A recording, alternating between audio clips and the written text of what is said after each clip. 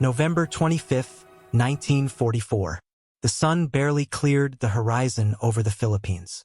The air smelled of salt and burned fuel, and the clouds hung low, gray, like the ceiling of a waiting battlefield. Two American fighter pilots roared over the island in their P-51 Mustangs, scanning the sky. Below, Japanese shipping hugged the coastline. Above, the morning seemed calm, almost serene, a fragile peace before chaos. Then it appeared. 60 Japanese fighters, Zeros, Ki-61s, and Oscar variants, streamed across the sky, a living wave of green and gray metal, engines screaming, guns glinting. The odds were impossible. 2 men against 60. Training alone could not prepare them. Only instinct, skill, and the thin margin of luck stood between survival and destruction. One pilot pushed his Mustang into a steep climb, trying to gain altitude. The other banked sharply, dodging tracers that cut the air like sparks. Engines shrieked. Machine guns barked. Smoke trailed from distant strikes. Every second was an eternity. Every maneuver a decision between life and death. And yet, even as the pilots fought, the universe had one more cruel twist waiting. One that would test courage in a way no dogfight could. The moment his engine failed, the instant he touched down. The battle for survival was far from over. By late 1944, the Pacific War had reached a critical stage. The Allies were pushing relentlessly toward the Philippines and the Japanese home islands, seeking to cut supply lines and reclaim territory. Every engagement in the air or at sea carried enormous stakes. Air superiority was no longer optional, it was survival. The Imperial Japanese Navy and Army Air Forces, once formidable, were showing the strain of attrition. Experienced pilots were scarce. Many aircraft were obsolete compared to American fighters like the P-51 Mustang and F-6F Hellcat. Kamikaze tactics were beginning to emerge, reflecting desperation. Yet, despite dwindling resources, Japanese pilots were still skilled, disciplined, and dangerous, especially in large numbers. Their aircraft, lighter and more maneuverable than most Allied designs, excelled in dogfighting, particularly at lower altitudes. Allied air strategy had evolved accordingly. Fighter patrols were organized to protect ships, airfields, and supply lines, often flying solo or in small flights. Squadron leaders relied on experience, radio coordination, and tactical formations to maximize their limited resources. Dogfights were fast, chaotic, and unforgiving. One miscalculation could be fatal. Pilots themselves were young, often barely out of their teens, facing constant danger and fatigue. Sleep was scarce. Missions were long. The psychological strain of knowing the odds, yet having to fly into them anyway, was relentless. Training was rigorous, but the margin for error was minimal. Even small mechanical issues, misjudged turns, or delayed reactions could be deadly when the enemy outnumbered you 30-1. The specific engagement that morning was the result of such a convergence. A routine patrol became a crucible.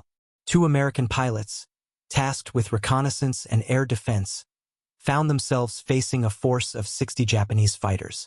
Their aircraft were fast, powerful, and reliable, but only if the engines held. Only if the men at the controls could think, react, and survive in the chaos. Above all, this battle would demonstrate the fragile balance between human skill and mechanical reliability. Even the most talented pilots could be undone by the smallest failure. The stage was set for a confrontation that would test courage, ingenuity, and luck, where the line between heroism and catastrophe was measured in seconds. The 2 pilots involved were part of a forward-deployed squadron operating from an airfield hastily repaired on Leyte Island. Their P-51 Mustangs, sleek and powerful, were designed for speed and agility. Equipped with 6.50 caliber machine guns and drop tanks for extended range, these fighters represented the pinnacle of American aerial technology at the time. But even the best planes had limits.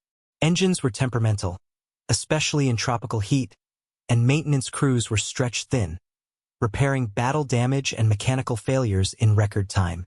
Japanese air tactics were equally refined. Experienced pilots coordinated in large formations, overwhelming smaller groups of defenders with sheer numbers. They relied on speed, vertical maneuvers, and synchronized attacks. Despite attrition, the Japanese still prized night and dawn attacks, taking advantage of low visibility and the human tendency to underestimate unseen threats. Intelligence had suggested some activity, but the scale of the approaching wave was unprecedented for that sector. The airfield itself was vulnerable. Runways were narrow and often littered with equipment, leaving little room for error during takeoffs or landings. Ground crews worked frantically to fuel and arm fighters between sorties, knowing every second could determine survival or destruction. Even minor delays or mechanical issues could trap a pilot in a deadly situation. Psychologically, the pilots were aware of the stakes.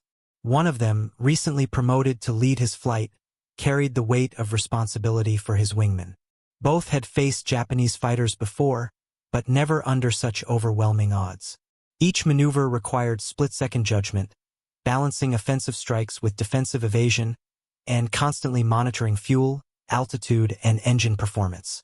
As the Japanese fighters approached in tight formation, the pilots understood that this mission could become legendary or fatal. Their training, instincts, and trust in machinery would be tested to the absolute limit. Every decision, from throttle adjustments to evasive rolls, mattered. And in the back of their minds lurked an unspoken fear. What if, after surviving the fight, the machine beneath them betrayed them at the most critical moment? The tension was tangible, pressing down like the humid morning air. Engines roared, guns were checked, and the first tracers of battle would soon light up the sky. The scene was set for a confrontation that would push two men, their machines, and the rules of aerial combat to the breaking point. The first contact came just after sunrise. 60 Japanese fighters appeared over the eastern horizon, engines screaming, wings glinting in the pale light. The two American pilots immediately went on the defensive, weaving and climbing to gain altitude advantage. The sky became a theater of chaos. Tracers arced like fiery threads, smoke plumes marked distant hits, and the roar of engines drowned all other sound. The smaller formation of two Mustangs was almost invisible against the mass of attacking aircraft. The pilots split briefly, using vertical maneuvers to confuse enemy targeting. Each evasive roll and barrel roll demanded perfect timing. One miscalculation would mean being swarmed. One moment of hesitation, and the fighters would strike simultaneously from multiple directions. The lead pilot fired first, scoring hits on a Key 61, watching it tumble into the jungle below. His wingman chased a Zero, dodging return fire as bullets pinged off his fuselage. Every shot consumed precious ammunition. Every maneuver burned fuel and stressed engines already taxed from rapid climbs and sustained high-speed turns. The battle became a deadly dance. Smoke from distant hits blurred vision. Sunlight reflected off enemy wings, temporarily blinding the pilots. They fought not just aircraft, but gravity, inertia, and exhaustion. Both men relied on instincts honed from months of sorties over hostile skies, but instinct alone could not reduce the overwhelming numbers. As minutes passed, the fight grew more desperate. Japanese pilots pressed in, coordinating attacks with ruthless precision. Each Mustang had to fight as if it were a squadron, circling, diving, and climbing to avoid being boxed in. The sky was alive with explosions and the screams of engines pushed beyond safe limits. Then the first Mustang began showing signs of strain. Temperature gauges spiked. Engine sputters warned of imminent failure. Every maneuver that had saved them moments before now risked mechanical collapse. Even as they managed to fend off immediate attacks, it became clear. Surviving the air battle was only the first challenge. The aircraft's endurance would soon be tested in a way the pilots could not control. The engine might fail at the most critical moment, and the landing that followed would be just as perilous as the fight in the sky. By mid-morning, the dogfight had reached its tipping point. The lead pilot's Mustang was smoking, engines sputtering from overstress during the furious maneuvers. He had managed to down two Japanese fighters, his wingman another, but the overwhelming numbers continued to press from all directions. They were out of ammunition, engines overheating, and fuel running dangerously low. Every evasive turn now carried the risk of complete engine seizure. Realizing he could not remain in the air much longer, the pilot made the impossible decision. Return to the airfield. He signaled his wingmen to follow, both descending carefully while keeping a wary eye on the sky. Japanese fighters, recognizing retreat, pressed in again, strafing with gunfire. The Mustangs weaved, dodging bullets, sparks flying as rounds ricocheted off their fuselage. Finally, the airfield came into view, a narrow strip of concrete lined with hastily parked aircraft and tense ground crews. The pilot touched down, wheels skimming the runway. Relief washed over him. For a moment, survival seemed assured. Then the engine coughed violently. Smoke erupted from the cowling. The propeller jerked unevenly. At the exact moment the wheels settled, the Mustang's engine died completely, leaving the aircraft rolling toward parked planes. The pilot fought the controls desperately, brakes skidding across the concrete, adrenaline surging. He narrowly avoided colliding with another aircraft, stopping just feet from the hangar. Ground crews leapt into action, pulling the pilot clear and quickly extinguishing the small fire caused by the engine failure. The man who had survived 60 enemy fighters now faced the fragility of his own machine. Exhaustion, elation, and disbelief collided on the tarmac. His wingmen, witnessing the near catastrophe, landed safely but shook with shock and adrenaline. Both pilots had defied odds in the sky, but it was the unforeseen mechanical failure on landing that reminded them. In war, survival often depends as much on the machine as on human skill. The airfield, now buzzing with emergency response, bore silent witness to the narrowest of escapes. The lesson was clear. Heroism in the air could be undone by a single flaw on the ground.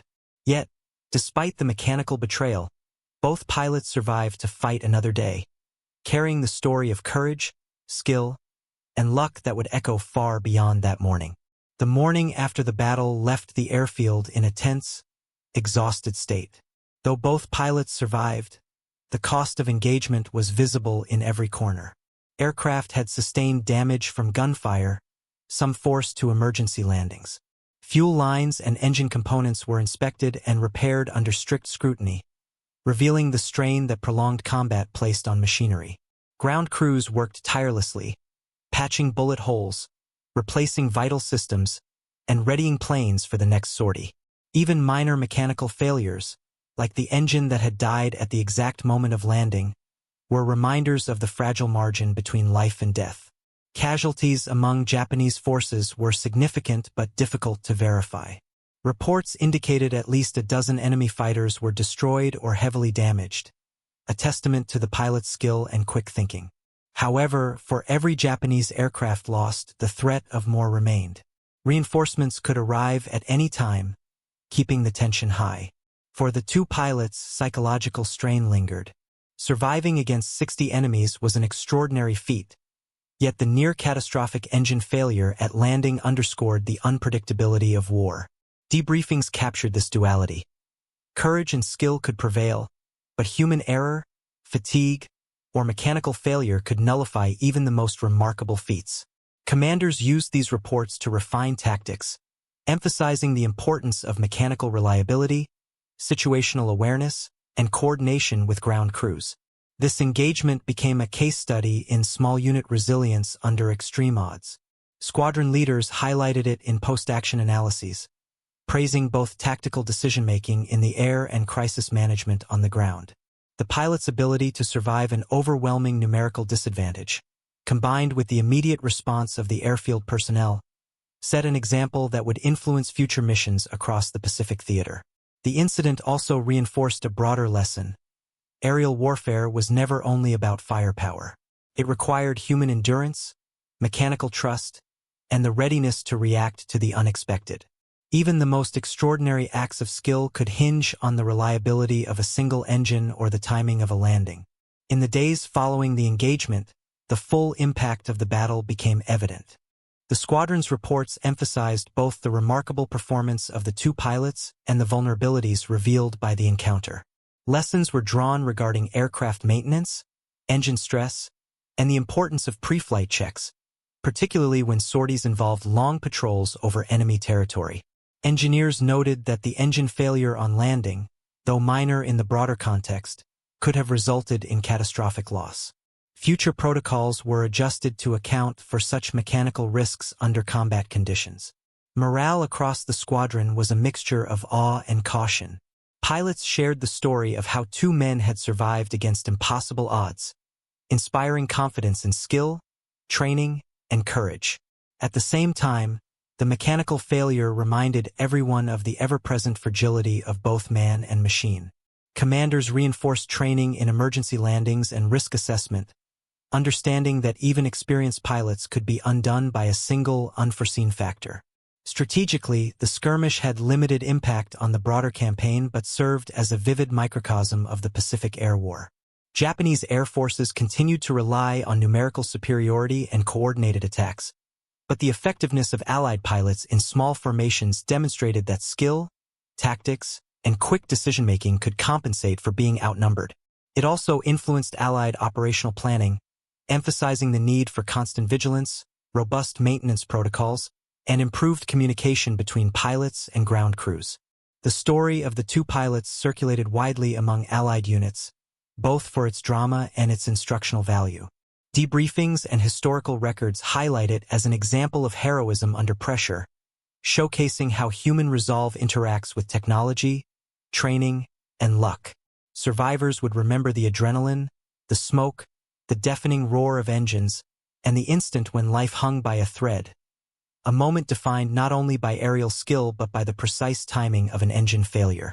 Ironically, the very mechanical flaw that might have ended the battle prematurely became part of the legend. It underscored the precarious balance of aerial warfare, that survival depends equally on courage, reflex, and the reliability of one's machine. The lesson lingered in squadron lore, shaping both future tactics and the psychology of pilots who would face similarly overwhelming odds. The encounter of two pilots against 60 Japanese fighters embodies the fragile intersection of skill, courage, and mechanical trust in warfare. Heroism in the air was only one part of survival. It was matched equally by the reliability of engines, the precision of ground crews, and the ability to make split-second decisions under extreme pressure. One moment could decide life or death, whether a dogfight succeeded or an engine failed at the wrong instant. This battle also illustrates the human dimension of aerial combat.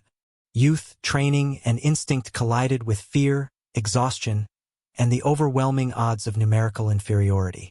The pilot's survival was not solely a triumph of skill but of perseverance and judgment under stress. Their story reminds us that in war, chaos and preparation coexist, and success often hinges on navigating both. Technologically, the encounter underscores the limits of machinery. Even the most advanced aircraft of the time could falter at critical moments, demonstrating that human courage and technological reliability are inseparable in combat. The episode became a lesson for future missions. Vigilance, maintenance, and coordination are as vital as tactics and firepower. Above all, the story resonates as a human testament. Two men, faced with impossible odds, surviving not just the sky but the ground that awaited them, highlight the unpredictability of war. It is a tale of resilience, luck, and the razor-thin margin between disaster and survival. A vivid reminder that heroism is often measured not only in victories, but in the perseverance to survive against the impossible.